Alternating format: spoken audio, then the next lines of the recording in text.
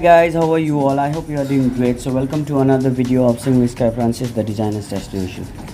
So guys, आजको video चाहिँ part 1 हो हाम्रो मेरो यो डिजाइनर ब्यागको साइड ब्यागको.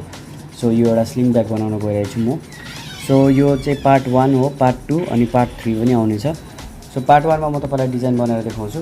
पार्ट 2 मा म तपाईलाई कटिङ गरेर देखाउँछु पेपर अनि पार्ट 3 मा चाहिँ म तपाईलाई स्टिचिङ देखाउँछु. So welcome to this video. अब ढिला नगरिकन अनि guys, if you haven't subscribed my channel then do subscribe, like, share and comment. Now without any ado, let's get started.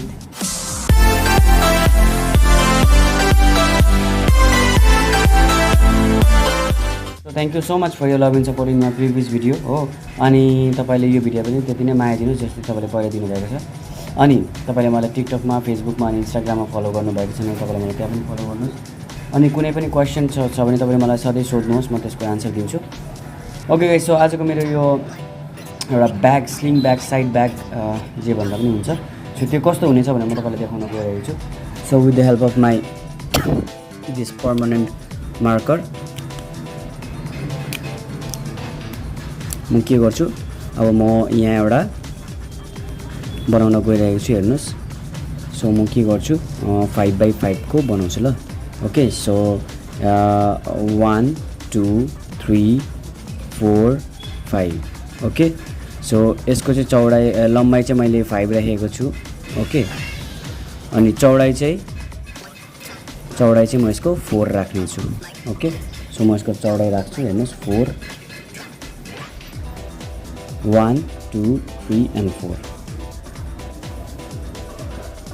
Okay, अब यहाँ पनि सेम गर्ने.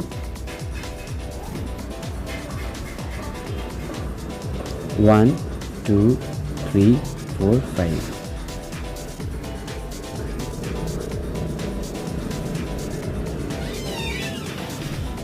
ओके, सो यति गरिसकेपछि अब यहाँ पनि बन्द गर्ने. ओके, सो एउटा बक्स जस्तो बनिन्छ यो. ओके, सो यो भयो मेरो overall the format of bag. Okay, अब यसमा के गर्ने, अब यसमा यहाँ चेन लागिन्छ.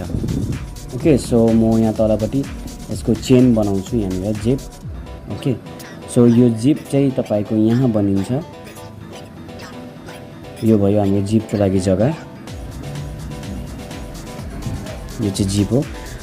एउटा यसमा 4 वटा कम्पार्टमेन्ट हुन्छ. यो एउटा जिप भयो अनि यसको अपोजिट साइडमा पनि यस्तै एउटा जिप बनेको हुन्छ अनि माथिपट्टि पनि एउटा जिप हुन्छ.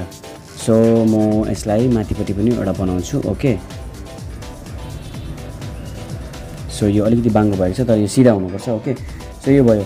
अब यो ब्याग चाहिँ कस्तो हुन्छ भने यसलाई क्विल्ट गर्ने. ओके, सो क्विल्ट गर्दा चाहिँ यो ब्याग चाहिँ यस्तो देखिन्छ.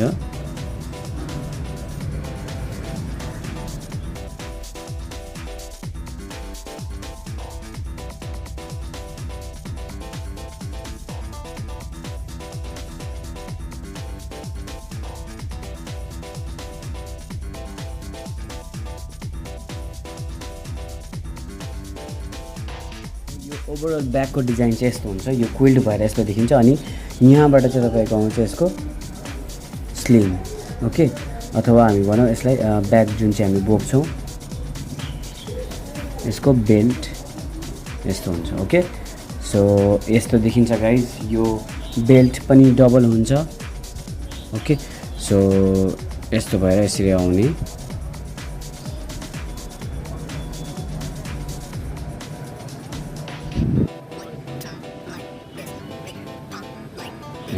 ओके, सो भयो यहाँ एउटा जिप, यता एउटा जिप अनि पछाडिपट्टि पनि एउटा जिप. यहाँ एउटा कम्पार्टमेन्ट, उतापट्टि एउटा कम्पार्टमेन्ट अनि भित्रपट्टि चाहिँ दुईवटा कम्पार्टमेन्ट हुन्छ. सो यो चाहिँ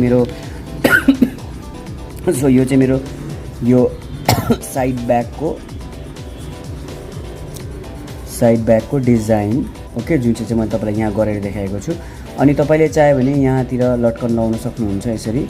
ओके, सो यो चाहिँ मैले आफै बोक्ने भएर म यसमा चाहिँ लटकन लगाउँदिनँ. कुनै दिन कुनै अर्डर आउँदा चाहिँ म यसरी लेडिजको अर्डर आउँदा चाहिँ म यसरी लटकन लगाइदिन्छु. ओके, सो म यसमा चाहिँ म लटकन लगाउँदिनँ बिकज यो for me I am making. So यसमा लटकन लगाए पनि हुन्छ.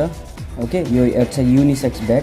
यदि केटाले अर्डर गर्यो भने तपाईँले यो लटकन नलगाइदिने अनि केटीले अर्डर गर्यो भने चाहिँ यो लटकन लगाइदिने ओके कलरफुल लटकन लगाउँदा पनि हुन्छ अथवा ब्याकको जुन चाहिँ कलर छ त्यो एक्ज्याक्ट कलरको लटकन लगाउँदा पनि हुन्छ it's up to you okay guys so यो थियो आजको भिडियो अनि गाइज आई होप तपाईँलाई यो भिडियो मन पऱ्यो होला ओके सो आई होप तपाईँले बुझ्नुभयो होला यो भयो मेरो पार्ट 1 यो जसमा तपाईँलाई डिजाइन देखाएको as a designer I have to make this so यो भयो एउटा डिजाइन यो ब्यागको अब नेक्स्ट भिडियोमा चाहिँ म तपाईँलाई यो ब्याग काटेर देखाउँछु ओके सो त्यो भिडियो पनि हेर्नु होला ओके अनि आजको video is all about this I hope तपाईँलाई मन पऱ्यो होला मन पऱ्यो भने एउटा लाइक सेयर अनि कमेन्ट गरिदिनुहोस् ओके गाइज सो आजको भिडियोलाई यति नै फेरि पनि भन्न चाहन्छु अब भेटौँ मेरो नेक्स्ट भिडियोमा तबसम्मको लागि stay safe stay home and stay blessed okay guys by